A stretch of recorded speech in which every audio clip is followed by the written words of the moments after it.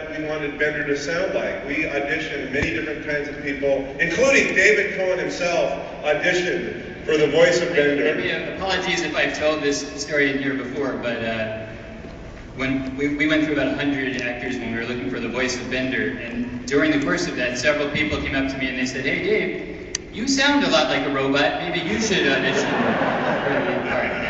So I decided I would take that as a compliment, and I auditioned, and that was the moment when I discovered that acting is a skill, because the second I sat down with my own script, I forgot how I sounded.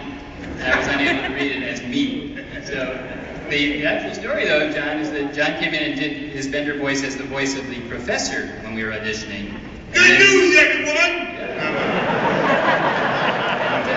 One of our other producers had the idea to make that the voice of Bender, so it was totally out of left field. We had no idea what he was going to sound like until John came in and did that. All I gotta say about that is, Billy's getting mad that he didn't get the role. He only got 45 other roles.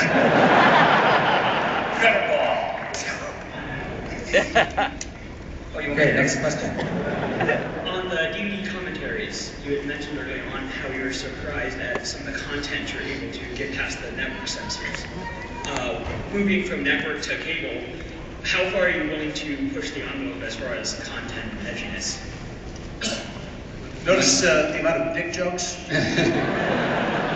Perchance? I mean, penis stuff?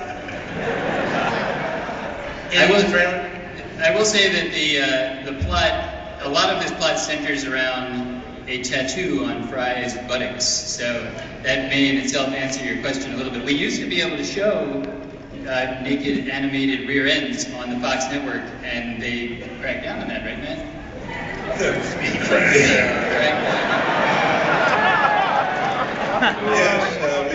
we don't get to show anyone's butt anymore on The Simpsons or Futurama. Although in The Simpsons movie, there's a little more than just a butt being shown. Yeah. Anyone hasn't seen it yet. So anybody who needs to leave right now and go to the movie, that's fine. When we knew we were doing these new episodes for cable, yes, we went a little further. I think you can see it in the preview that we have. Next question. So yeah, I'm a huge fan of the show. Katie, I loved your work on Married with Children.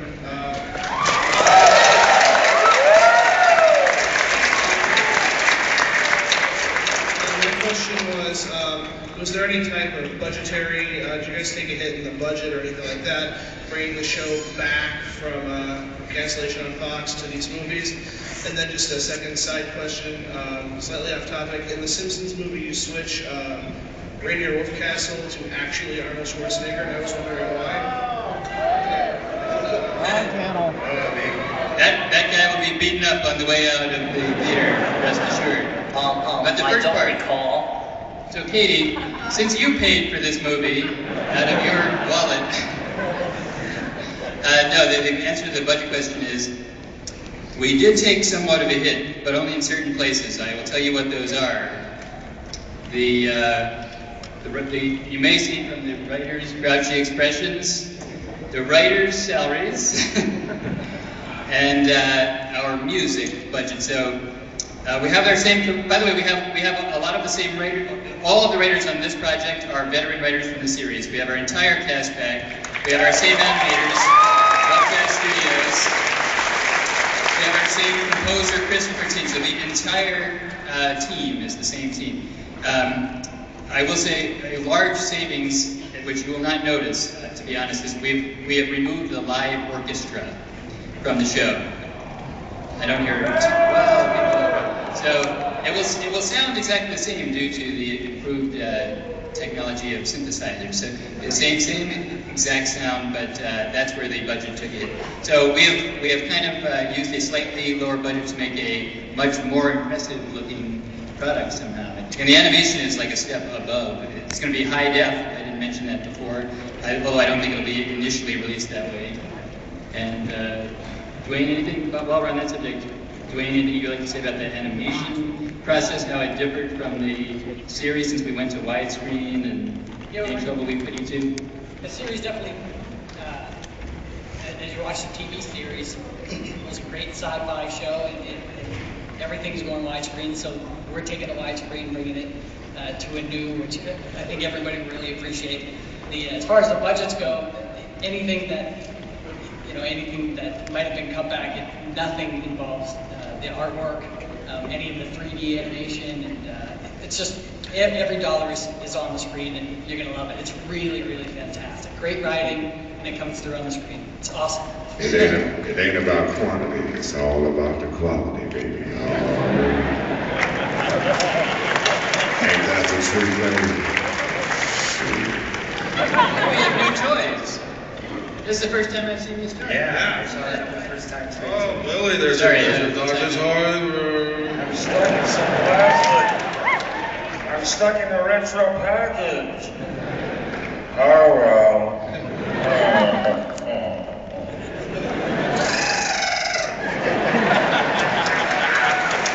Isn't it time to eat? Hans Resort. Just say robot. Just say robot. Robot. I'll kill you, Robot. Next question. I just want to say thanks for coming back. I'm glad. Just love the writing and everything else, but I was curious about voice work and how you guys develop the voices for each of the individual characters and stuff. Thanks. I just speak like myself. I am the one person that when they look at me and ask if I will do another voice, I get all hot and sweaty and a little bit scared. These guys are unbelievable. These guys are this was my first animated experience, and to watch all of them work in their, I mean, they can do anything, and it's quite exciting and fascinating and intimidating. We were saving a seat for you. Well, Katie did a second voice today. You may have noticed as the network executive.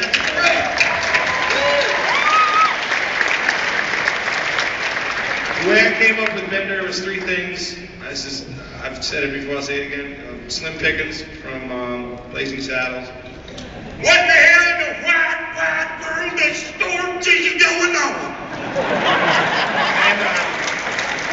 And then there's every drunk at any bar that you ever talk to. Just hammered, and he loves it. I love you so much. Shut up, stupid. I love you so much. And then there's my friend and I, we made up this character named Charlie the Sausage Lover in college.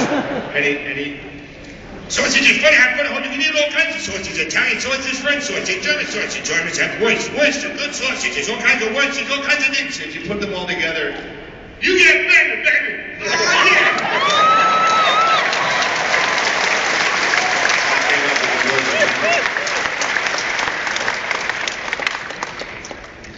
Oh, yeah.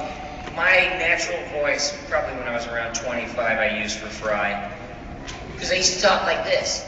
You know, and I had a plain vanilla voice, and I didn't know what to do with it, but I sang in bands and everything, and then I started screwing around with voices, and people actually liked that better than music, so I was getting an indication of what was coming. And let's see, Professor, he's just like, you know, that rickety old wizard-like character, you know, like Burgess Meredith or something like that, you know. Welcome to Open Rock. He's a wrecking machine. He'll let into tomorrow. And that was added to like the rickety wizard thing, and I used to actually physically shake because he was 147 years old. Good news, everyone!